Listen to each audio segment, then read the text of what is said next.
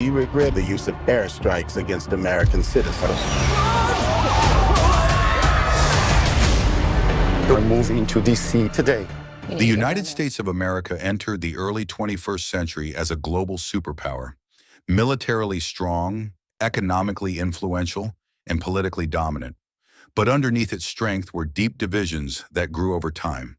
Political polarization, economic inequality, regional identities, cultural conflict, and mistrust in institutions gradually intensified. For many years, this division simmered, but by the middle of the 2020s, it became impossible to ignore. What follows is the chain of events: economic breakdowns, political crises, power struggles, regional secessions, and violence that eventually transformed the United States from a unified republic into a battlefield of competing factions. 2. The seeds of fragmentation. 2.1 Political polarization. Since the late 20th century, American politics became increasingly divided along ideological lines.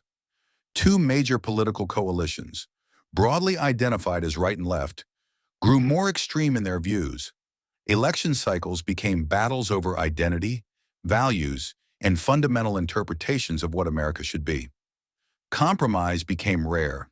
Institutional norms that had once guided transitions of power were strained by distrust, accusations of fraud, and refusal to accept losses. By the mid-2000s, large segments of the population no longer trusted the legitimacy of elections or the government. Polling data showed that millions believed the political system was rigged. These beliefs were amplified by media outlets that catered to specific audiences and by social platforms that spread misinformation and conspiracy theories. 2.2 Economic inequality and crisis. Even as the U.S. GDP remained among the world's highest, economic inequality widened across regions. The wealth gap created resentment. Large urban areas flourished, tech hubs skyrocketed, and financial sectors thrived. But many rural and post-industrial regions saw decline. Jobs moved overseas or became automated. Local economies collapsed. Small towns became depopulated. In response, federal and state governments implemented a patchwork of reforms, stimulus packages, and regulations. But these often conflicted or failed to address long-term structural issues. Some states pursued protectionist economic policies. Others embraced deregulation and corporate incentives. The result was not unity, but divergence. Different states developed wildly different economic ecosystems with little coordination. 2.3 Cultural divisions and identity politics. Cultural issues, race relations, immigration, religion, and civil liberties became flashpoints. National debates fractured into personal and community conflicts. Some regions embraced multicultural identities and progressive policies. Others doubled down on traditional values and stricter enforcement of law and order.